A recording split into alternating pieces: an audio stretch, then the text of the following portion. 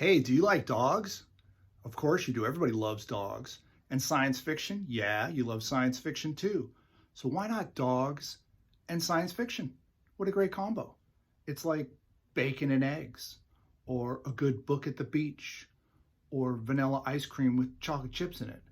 I mean, there's nothing bad about dogs and sci-fi, right?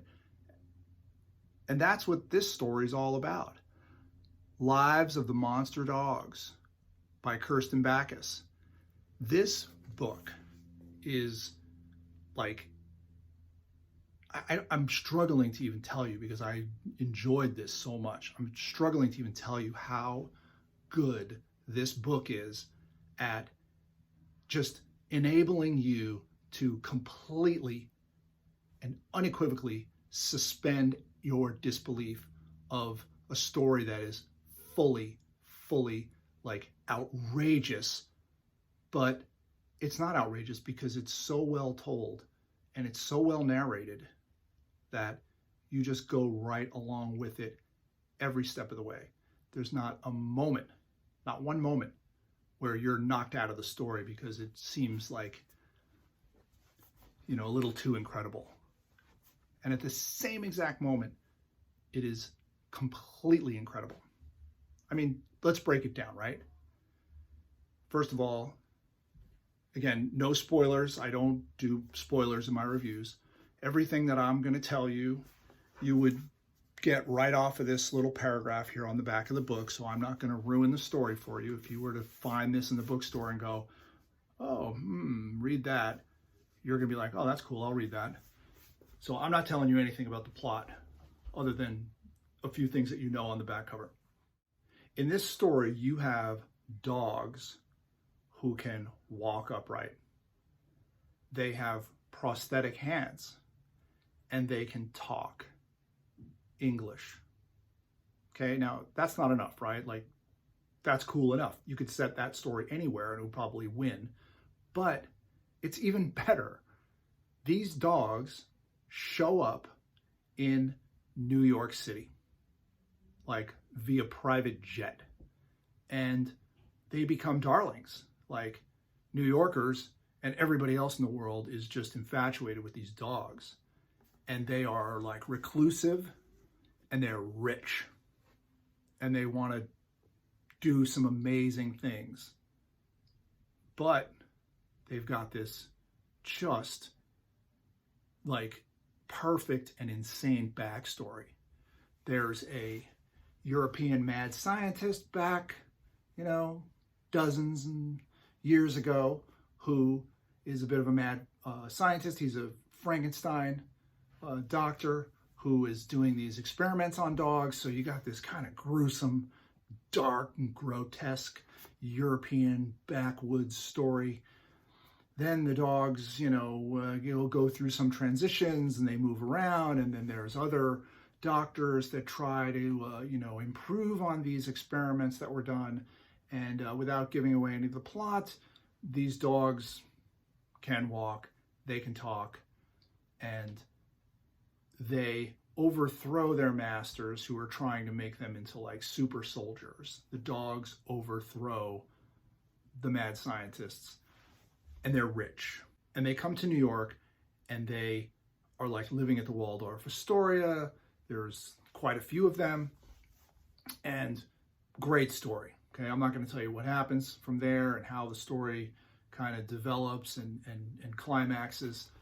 And you're just like, okay, I'm in. I'm going to go read this book. But there's something about the narration and this way the story is framed that makes it even better. So how, you may be wondering, can this story that I've described to you so far get any better?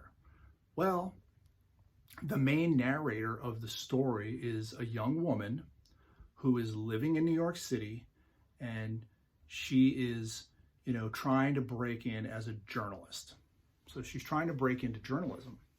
And she's this character that's like, if you're not a young 20-something woman trying to break into journalism in New York, how do you relate to her? Well, I'm a 40, 50-year-old guy, and I'm enamored with her because she's just this cool girl. Like, she fits the kind of space of like the cool female cousin or the sister or the friend in high school. You may have even kissed her or dated her back in the day, but she moved away to New York. And, you know, it doesn't matter if she's from Iowa or California or Florida or Maine or even wherever she's from, it doesn't matter. She's the young girl who's gone to New York to try to break into journalism. And, you know, she's one of a million other girls there who are trying to break into journalism or trying to break into whatever industry they're trying to break into. And you're kind of rooting for her. She's a bit of an underdog. She's been through a recent breakup, and she gets the ultimate hook. She gets the ultimate scoop as a journalist. She gets connected with one of the monster dogs who just happens to be their like diarist, their journalist, their historian. And so you've got this outrageous story, and then you've got the perfect character to bring you into the middle of it and give you the inside view. So kudos to Kirsten Bakis, who wrote this story. And there's just like one other weird thing about it. Like, this book rocks so hard. And you just gotta wonder, like, why did Kirsten Bakis not like come out with another book in like the past 20 years? It's just like too weird. I hear she's working on something. Maybe there is some other book out there that I don't know about. I hear there's a few short stories. This book like won some awards when it came out, but she's been like kind of on radio silence for quite a while. Maybe this book is just a really tough act to follow, right? But I'm gonna tell you, great story, great book, highly recommended. Lives of the Monster Dogs. So you love dogs and you love sci-fi and you like a narrator that makes it easy to kind of get in there and connect with the characters. And the narrator herself goes on to become this famous journalist because of her connection to the monster dog. So it just wins. The book wins on plot, theme, narrator. Excellent story. Highly recommended. So thanks for joining me again, folks. Malcolm Torres, that's me here on the Sea Stories and Science Fiction YouTube channel. I've also got a podcast out there. It's on like 30 different platforms, and it's got over 30 different episodes of great classic sea stories with mermaids, pirates, mutiny, shipwrecks, being lost at sea, sailors playing practical jokes. Shout out to Kirsten Bakis. There's even a story on my podcast called Sea Dogs. So if you're into dogs, go check out that story called Sea Dogs on the Sea Stories and Science Fiction podcast. Otherwise, please drop a comment down below if you've read this book, or if you've got any other sci-fi recommendations, if you want to argue with me, if you want to chastise me for the way that I've presented this book, go for it. And hit the like button and subscribe, and I look forward to hooking up with you out there on the other social media channels. I'm on Facebook, Twitter, LinkedIn, Goodreads, Instagram.